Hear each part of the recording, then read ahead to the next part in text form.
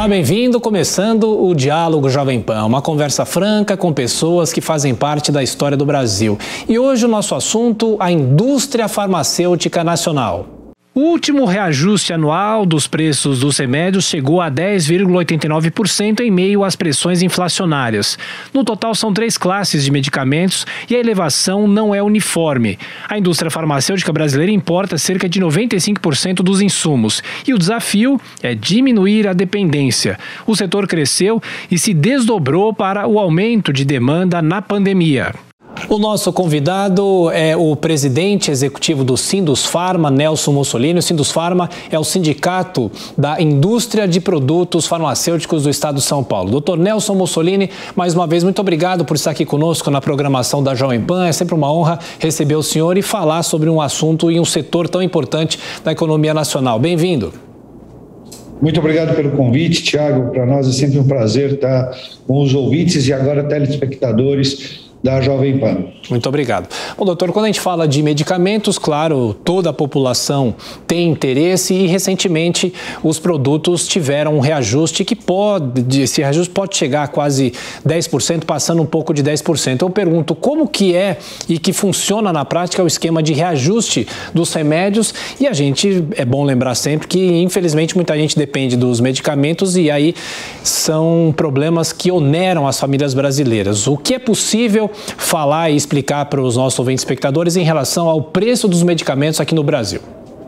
Isso. Nós estamos tratando, Tiago, dos medicamentos relativos àqueles que têm a tarja vermelha, que são os medicamentos que necessitam de prescrição no profissional de saúde. São aproximadamente 13 mil apresentações que recebem anualmente uma autorização para a recomposição dos seus custos.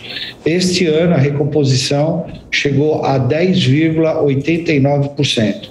Como que ela é calculada? Ela é calculada com base na inflação IPCA, mais a variação dos índices intrasetores, que nós temos energia elétrica e câmbio. Você sabe que energia elétrica e câmbio sofreram muito no ano passado, tiveram aumentos muito grandes e isso impactou o nosso cálculo, que ficou no cálculo teto de 10,89%. Então, as empresas podem reajustar o preço desses medicamentos de tarja vermelha até 10,89%. E os outros medicamentos, qual que foi o reajuste? Como é que é essa composição dos outros medicamentos? Porque são medicamentos também importantes para os brasileiros. Os medicamentos isentos de prescrição, eles têm, o preço deles é livre. Tá? Eles não têm controle de preço por parte do governo e as empresas reajustam de acordo com uma questão puramente de mercado, tá? Óbvio, refletindo os seus custos, mas uma questão de mercado. No ano passado, a média de reajuste desses produtos ficou na casa de 6%. Né, computando dezembro a dezembro. A gente imagina que, em razão da forte concorrência que esses produtos têm, este não será tão impactado, porque eles têm uma variação um pouco diferente.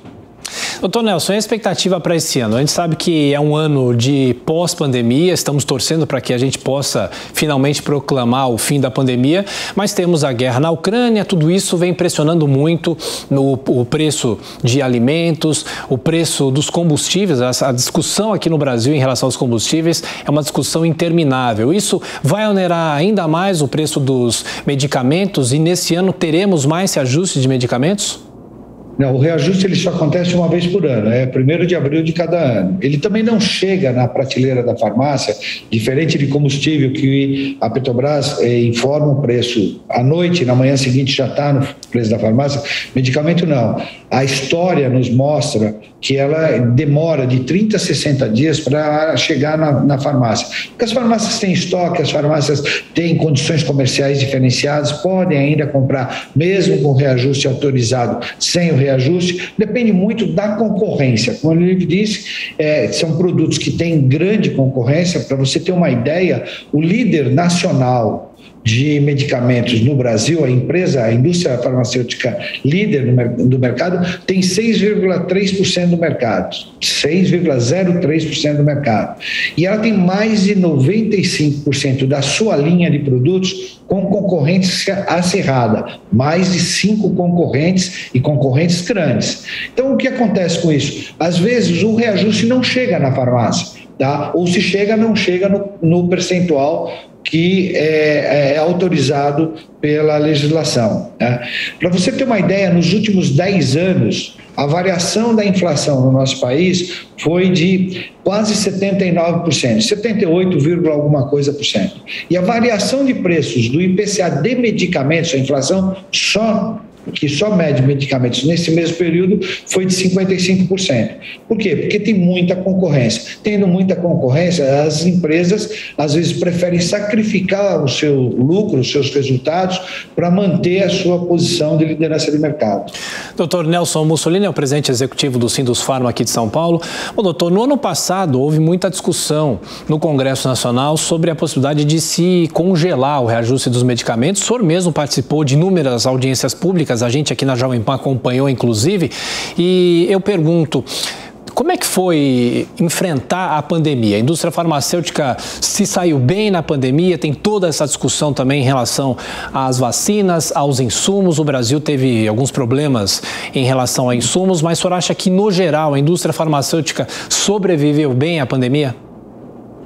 Sem dúvida nenhuma, foi um esforço muito grande. Eu tenho dito, Tiago, e aos telespectadores e ouvintes da Jovem Pan, isso é bom a gente frisar, né? Foi uma guerra que nós enfrentamos, e uma guerra precisa de soldados. Os soldados foram os médicos, foram os enfermeiros, foram os profissionais de saúde, de uma forma geral, o motorista da ambulância, a recepcionista de um hospital ou de um posto de saúde, esses foram os grandes guerreiros dessa pandemia que nós enfrentamos. Mas quem forneceu o material bélico necessário para vencer qualquer guerra foi a indústria farmacêutica. Tivemos problemas, sem dúvida nenhuma, com o kit intubação, isso foi motivo de várias audiências públicas para a gente discutir isso. Tivemos esses problemas, o mundo inteiro teve falta desses produtos, o Brasil não ficou diferente, mas nós conseguimos, sem dúvida nenhuma, ampliando produção, tendo gastos muito maiores. Para você ter uma ideia, o frete de produtos durante a pandemia quintuplicou, né? Para carregar um container, trazer um container se gastava algo perto de $2.000, $3.000, se passou a gastar 14, 15 mil dólares para trazer esse container para o Brasil. Então, isso tudo impactou. A inflação, a nossa moeda saiu de 4,20, chegou a quase 6, e isso impacta também, porque 95% da matéria-prima que a gente usa, ela é importada, primordialmente da China e da Índia. Então, todos esses impactos de custo mexeram no resultado das empresas. As empresas tiveram um resultado menor do que teriam se não tivesse a pandemia. Mas nós enfrentamos bem a pandemia. Eu acho que os resultados, no final das contas, foi muito positivo. Logo no começo da pandemia, nós tivemos aqui um diretor do Sindusfarma que falava, e eu repito o que ele sempre dizia, que é da pandemia, é da indústria farmacêutica que sairá a solução da pandemia. E a ciência mostrou isso. Foi através da vacina que está aí, que está sendo aplicada no braço dos brasileiros, que a gente conseguiu começar a sair da pandemia. A pandemia não acabou, a pandemia está aí, a gente precisa manter alguns cuidados, tá? Mas a gente está numa situação muito melhor do que estávamos em meados do ano passado, sem dúvida nenhuma. Doutor Nelson, já que o senhor falou sobre as vacinas, eu até aproveito e faço a pergunta, né? Por que há muita resistência em relação às vacinas? Pelo menos há muita politização em relação a tudo isso. Eu vi, inclusive, nos últimos dias, uma reportagem mostrando que há uma preocupação em relação à vacina da polio, que é sempre uma vacina já consagrada, que muita gente sempre exaltou, e agora vem algumas desconfianças, e a vacina contra o coronavírus teve muita desconfiança, muita influência política também. O senhor, como um profissional da área da saúde, como é que avalia essa questão política que interfere, no caso da ciência, essa discussão eterna que foi feita em relação à ciência, doutor? É muito ruim você discutir ciência e envolver política e ciência, tá? Eu acho que as vacinas mostraram de uma forma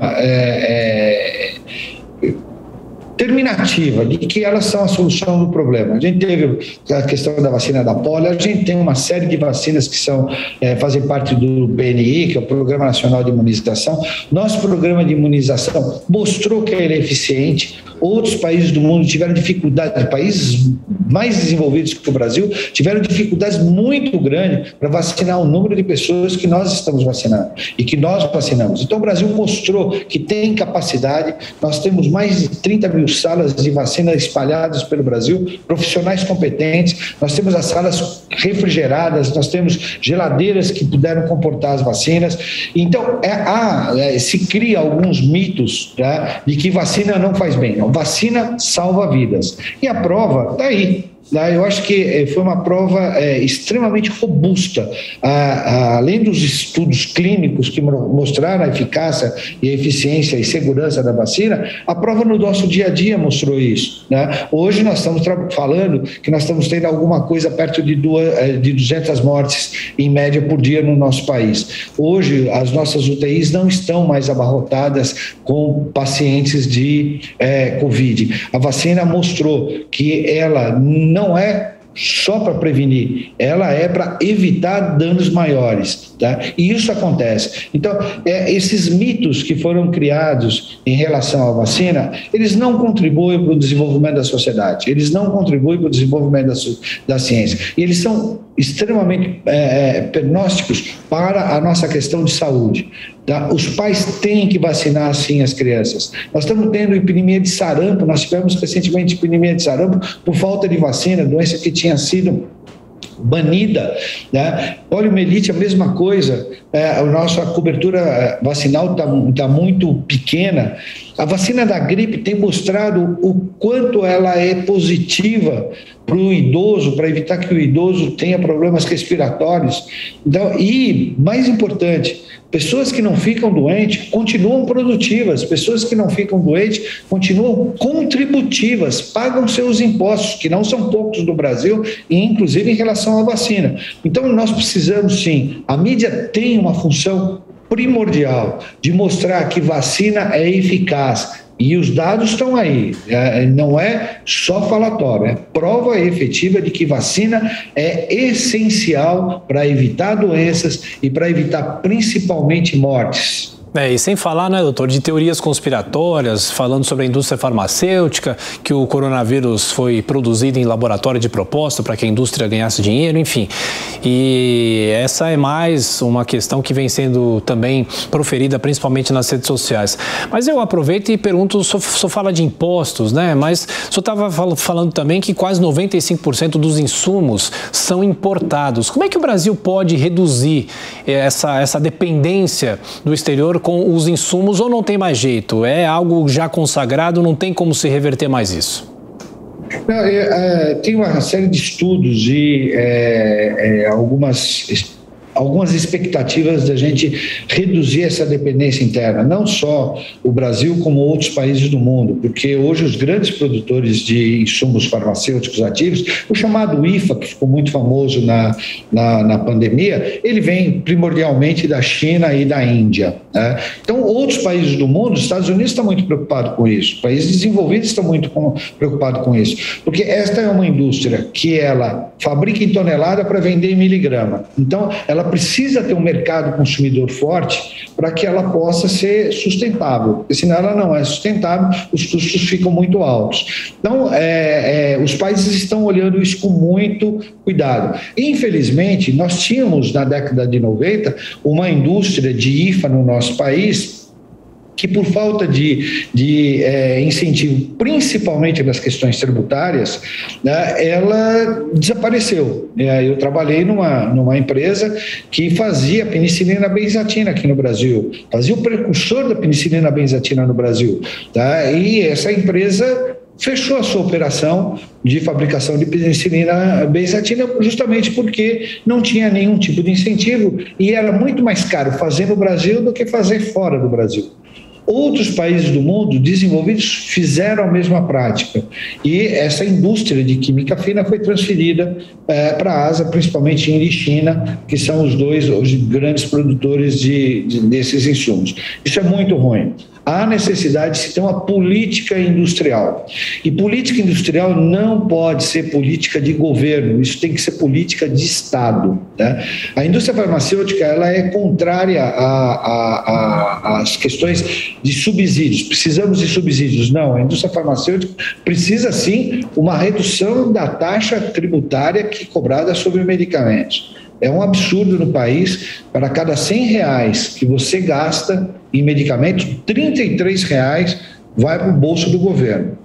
O governo paga uma parte desse imposto também, o Ministério da Saúde paga uma parte desse imposto. E há projetos de lei na Câmara dos Deputados, no Senado Federal, no Congresso Nacional, ainda querendo tirar alguns poucos benefícios fiscais que existem para a indústria farmacêutica. Outros países do mundo, Estados Unidos não cobra nada de imposto sobre medicamento. A França, que é um país tido como um país que cobra muito imposto, sobre medicamento o imposto é de 2% apenas. Então nós temos que olhar com muito cuidado, mas muito cuidado, essa questão de impostos sobre a saúde. Impostos sobre saúde é um problema seríssimo que atrapalha o acesso. Nós precisamos, no Brasil, ampliar o acesso à saúde. Bom, há quantos anos a gente fala sobre uma reforma tributária que não sai do papel? E como o senhor bem disse, há no Congresso Nacional inúmeros projetos que discutem isso. Qual seria a porcentagem ideal aqui no Brasil? Até que ponto ou até que porcentagem será que é possível negociar para essa incidência de impostos nos medicamentos aqui do Brasil?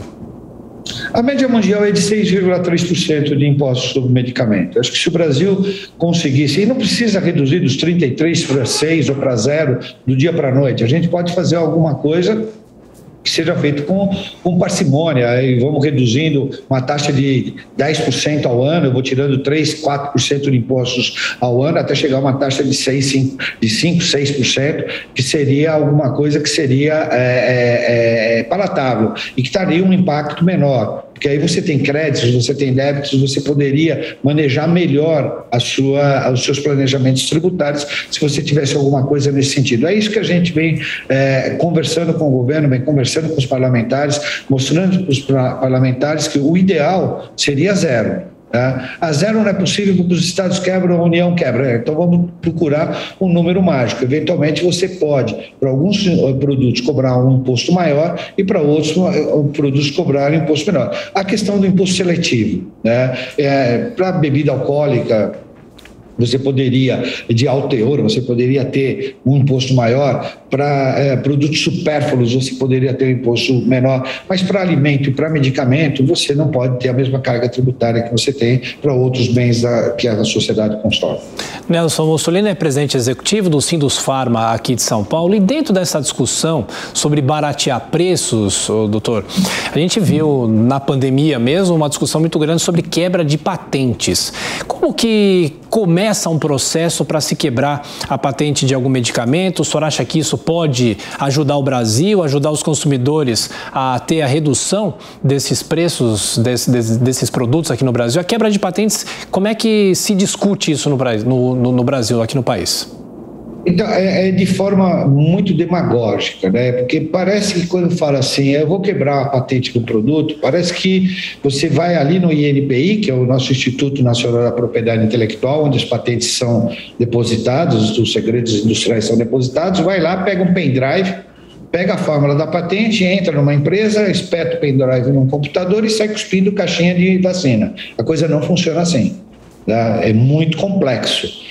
O mundo inteiro está trabalhando para produzir mais vacinas. O que vale a pena fazer é o que o Brasil está fazendo, o que o Brasil sabe fazer de forma muito bem, que é a transferência de tecnologia. Eu fazer acordos com os detentores do conhecimento, que é, no caso do Brasil, a AstraZeneca com Fiocruz, a Butantan com a Coronavac, a Eurofarma com a Pfizer, são empresas que fizeram acordos para a transferência dessa tecnologia, que vão deter este conhecimento para poder gerar novas vacinas. O grande problema, assim, esta não vai ser a última, isso todos os cientistas colocam, não será a última pandemia que nós vamos enfrentar. Outras pandemias virão.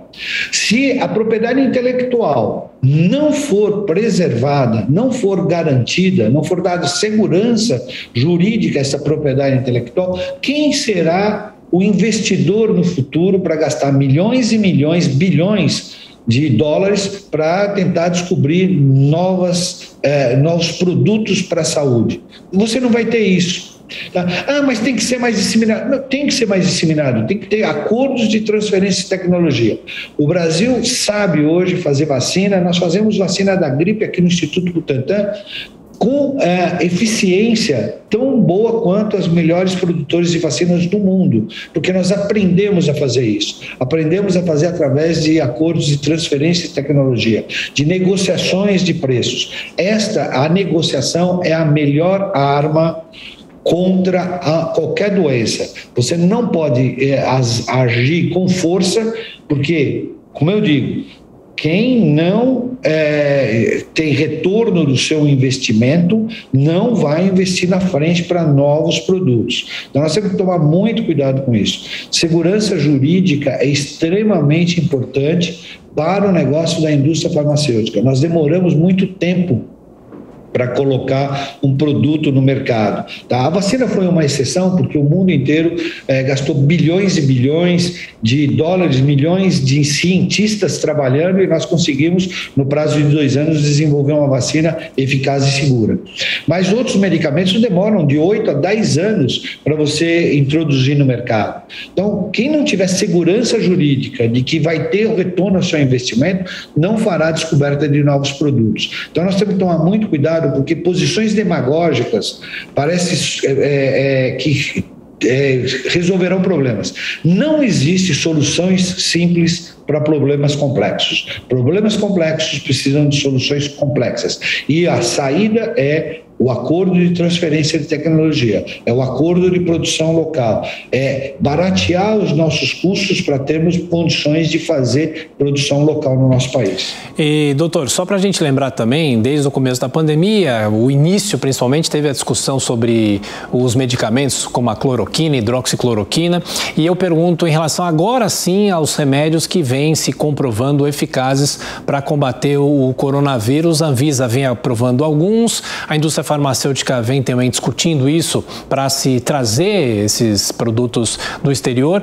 De que forma é possível esperar que esses produtos ganhem espaço aqui no mercado brasileiro?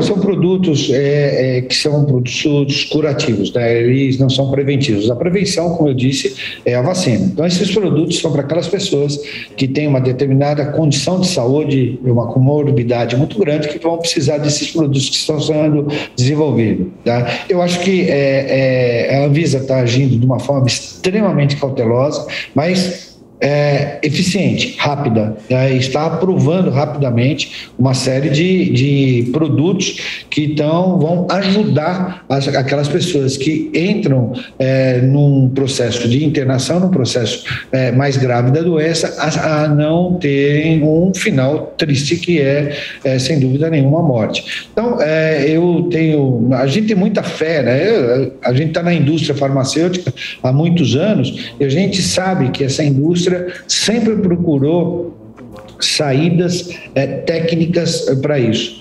E nós temos uma posição muito clara, tá?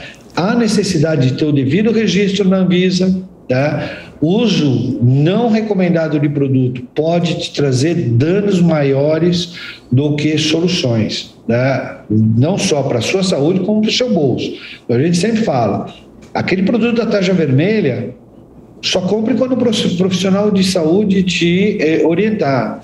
Não adianta eu chegar para você, Tiago, e falar, olha, Tiago, eu tomo um medicamento assim, assim, assim, para a minha hipertensão e funciona. Toma você também. Não, para minha hipertensão arterial eu tenho que ir no médico. O médico vai dar o melhor medicamento para mim. Vai dar para você o melhor medicamento.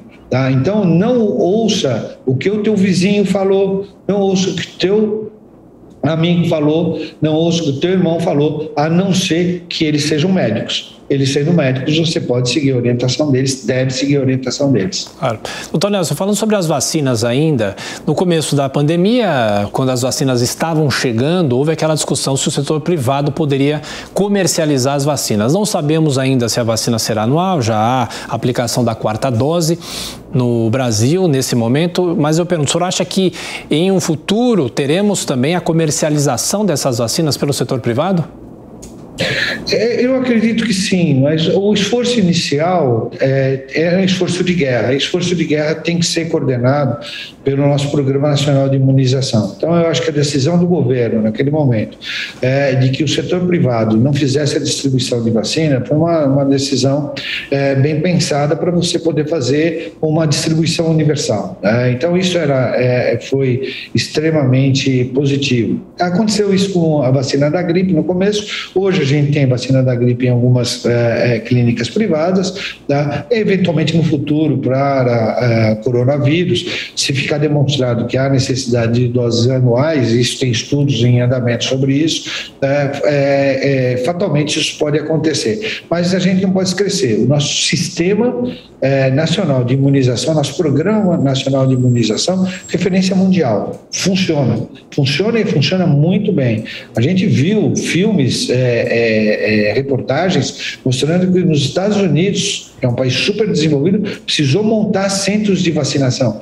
Nós não precisamos fazer isso. Nós já tínhamos os centros de vacinação nos bairros, nós já tínhamos a experiência de vacinar lá no Alto Araguaia, a gente sabe fazer isso, o nosso país sabe fazer isso. O que nós precisamos fazer é preservar esse programa. Tá? É incentivar as pessoas a usarem medicamentos para que a gente tenha o nosso programa de imunização forte. Tendo o programa de imunização forte, o setor privado pode ser complementar, pode ser suplementar, mas nunca será o setor que vai fazer a imunização no nosso país. Doutor Nelson, estamos entrando nessa reta final da nossa conversa aqui na Jovem Pan e um assunto importante que a gente ainda não falou, a farmácia popular. Como que ocorre a negociação da indústria farmacêutica com os governos, principalmente, no caso aqui de São Paulo, a Secretaria da Saúde de São Paulo, do Estado, da Prefeitura, para distribuir medicamentos de forma gratuita para a população? Isso é uma coisa importante, é uma medida popular importante, né?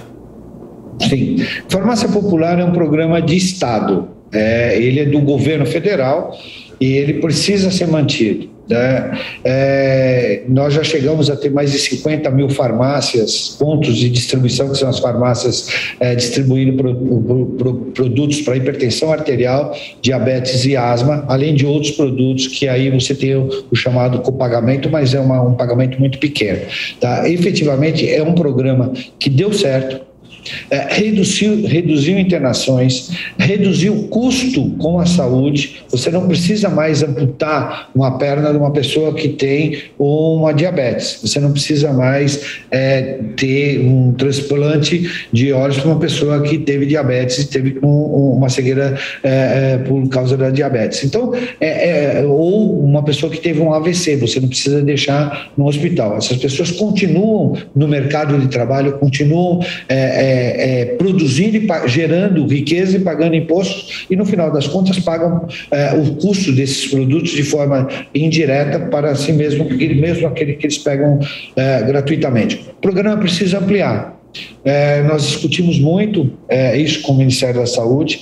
Infelizmente, desde a sua instituição, o programa não teve reajuste de preço. Esse programa é subsidiado integralmente pelas farmácias e pela indústria farmacêutica. É um programa que não gera resultado positivo para a indústria farmacêutica. Aí eu me pergunto, mas por que fica no programa se não gera resultado positivo? Ele nos ajuda, sim, a manter as nossas fábricas produzindo. Nós temos uma capacidade, não queremos capacidade ociosa. Ele contribui como no todo para que o sistema continue funcionando. É um programa extremamente importante. E quando venho essas reportagens sobre aumento de preços, eu tenho falado todas as vezes, procure saber se aquele problema de saúde que você tem não tem um produto na farmácia popular que possa reduzir o seu custo de tratamento. Muitas vezes tem esse programa. Procure se informar. Pergunte ao seu médico, ele é o melhor caminho. Vá ao posto de saúde e pergunte para o médico: doutor, eu estou tomando um medicamento X, não tem como ser um outro medicamento que esteja no programa Aqui Tem Farmácia Popular e que eu possa retirar aqui do lado da minha casa? Quase todas as ruas têm uma farmácia e quase todas as farmácias estão no programa Aqui Tem Farmácia Popular. Doutor Nelson, olha, mais uma vez, muito obrigado pela sua atenção, pela gentileza, pela forma como o Sindusfarma sempre atende a Jovem Pan. Um grande abraço, até a próxima. Obrigado por essa conversa. Para mim foi um grande prazer. A função do Sindusfarma, como eu disse a você quando nós estávamos conversando antes do início, prestar esse serviço à sociedade. Tá? Nosso negócio é fabricar saúde em caixinhas. A gente quer que a população tenha um maior acesso aos medicamentos. Isso é extremamente importante para o desenvolvimento do nosso país. Não existe país no mundo desenvolvido sem uma saúde boa. E nós, graças a Deus, temos o Sistema Único de Saúde que tem nos ajudado bastante. Muito obrigado. Bom, nós conversamos aqui nesse Diálogo Jovem Pan com o presidente executivo do Sindusfarma, o Sindicato da Indústria de Produtos Farmacêuticos aqui do estado de São Paulo, Dr. Nelson Mussolini. A você, ouvinte, espectador, mais uma vez, muito obrigado pela sua audiência. Continue com a nossa programação e até a próxima.